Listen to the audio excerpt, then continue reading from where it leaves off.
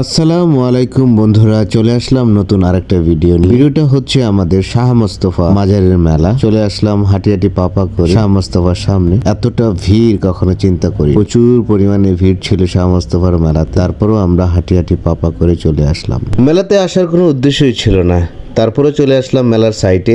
যখন দেখলাম অনেক মানুষের ভিড়, তখন একটু কৌতূহলবশত চলে আসলাম আমরা মেলাতে। যাই হোক, মেলাতে এসে যে পরিমাণে ভিড় দেখতে পেলাম, মেলার স্টল থেকে মানুষ ছিল প্রচুর পরিমাণে বেশি। তারপরে একটু কষ্ট করে আমরা সামনের দিকে এগিয়ে গেলাম। এগিয়ে যেতেই দেখলাম যে অনেক জুয়েলারির দোকান, অনেক খাবারের দোকান, অনেক কাপড়ের দোকান, অনেক কসমেটিকের দোকান। যাই হোক, আমরা সবগুলা দেখছিলাম একে একে করে, দেখা শেষ হচ্ছিল না। একটা দেখে আরেকটা, একটা দেখে আরেকটা, এরকম করে আমরা দেখতেই ছিল। শেষমেশ আমরা চলে গেলাম একটা জুয়েলারি দোকানের সামনে। অনেক ভিড় ছিল, চুরি ছিল, অনেক কিছুই ছিল, বাট আপনাদের ভাবি কোনোটাই নিতে যাচ্ছিল না, তো শুধু দেখছিল।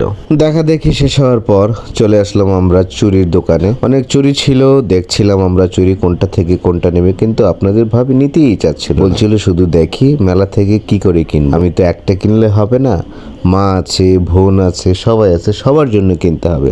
তো বাই দা ওয়ে আমরা ওখান থেকে হেঁটে হেঁটে হেঁটে হেঁটে আবার চলে আসলাম কাপড়ের দোকান, খাবারের দোকান, সব কিছুই ছিল।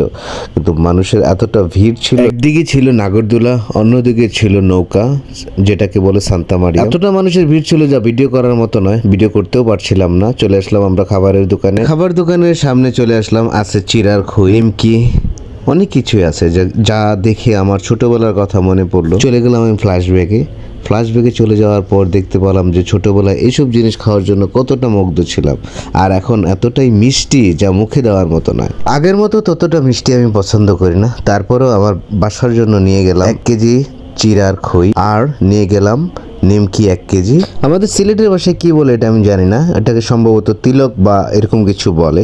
নিয়ে গেলাম 1 কেজি, সর্বমোট 3 কেজি নিলাম। দোকানদার আপনার আপুর হাতে একটা তিলক দিল, এত মিষ্টি ছিল যে আমি অল্প খেয়ে আমি অনেকক্ষণ বললাম যে এত মিষ্টি খেলে তো মাস্ট বি ডায়াবেটিস হবে, তুমি এত মিষ্টি খেও না। আপনাদের ভাবি আমার কোনো কথাই শুনলো না, সে গট গট গট গট করে খেলো। আসার পথে দেখলাম পাপোশ ছিল, অনেক সুন্দর রং বেরঙের পাপোশ ছিল।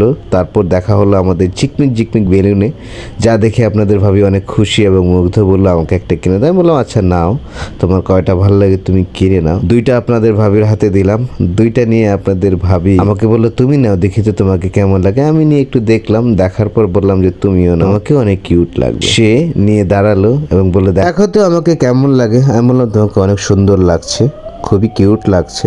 যাই হোক, তারপরে আমরা চলে গেলাম একটা মাটির ব্যাংকের দোকানে। ওখান থেকে আপনাদের ভাবি বায়না করলো একটা মাটির ব্যাংক কিনে দেওয়ার জন্য। 150 টাকা দিয়ে আপনাদের ভাবিকে এই মাটির বক্সটা কিনে দিলাম। তারপর আমরা গেলাম মাটির কিছু বানানো কিছুতে, আপনাদের ভাবির পছন্দ ছিল, যা যা পছন্দ ছিল তাতে আমি কিনে দিলাম। আপনাদের ভাবি অনেক খুশি হলো। আসার সময় আমরা এখন ফুলের একটা মালা কিনে, আমি বললাম কিনো। আপনার ভাবিকে আমি একটা ফুলের মালা কিনে দিলাম, যেটা কিনা মাথায় দিতে হয়। সে অনেকক্ষণ দেখে বাছাই করে একটা নিল, নিয়ে তার মাথায় দিল। ওয়াও, বললাম তোমাকে তো পরীর মতো লাগে। পরে ঘড়ির দিকে খেয়াল করলাম, দেখলাম যে রাত হয়ে গেছে অনেক। আমরা চলে আসলাম, মেলা শেষ করে আমরা চলে যাচ্ছি রিক্সা একটাকে ডেকে। রিক্সাওয়ালাকে বললাম চলো মামা চলে যাই। আজকের ভিডিও এই পর্যন্তই, ভালো থাকবেন সবাই, ধন্যবাদ, টাটা, বাই বাই।